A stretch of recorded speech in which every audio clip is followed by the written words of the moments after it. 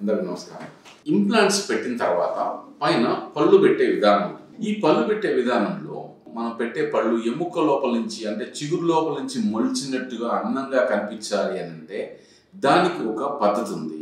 దాన్ని emergency profile create చేసి దానికి న్యాచురల్గా పక్కనటువంటి గమ్ము జింజేవ్ అనేది కరెక్ట్గా ఉండేలా చూసుకొని కొలతలు తీసుకొని దాని మీద పళ్ళు పెడతారు. ఇవి పెట్టడానికి దాని లోపల ఒక కస్టమైజ్డ్ అపార్ట్మెంట్ అనేది తయారు చేయాల్సి ఉంటుంది.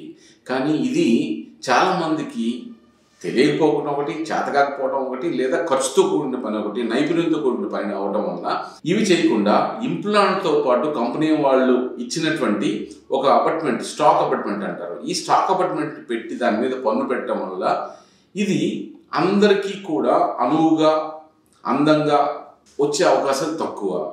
అందుకనే కస్టమైజ్డ్ స్క్రూ రిటైన్డ్ అపార్ట్మెంట్ తయారు చేసి దాని మీద పన్ను పెట్టడం ద్వారా ప్రతి ఒక్క పేషెంట్కి కస్టమైజ్డ్ అంటే ఆ పర్టికులర్ పేషెంట్కి అనువుగా మనమే పైన సంబంధించిన అపార్ట్మెంట్ కానీ పన్నును కానీ తయారు చేసి పెట్టడం వల్ల చాలా అందంగా కనబడటమే కాకుండా నమలటానికి కానీ లాంగేవిటీ అంటే ఎక్కువ కాలం మన్నిగ్గా ఉండడానికి కానీ అవకాశం ఉంటుంది.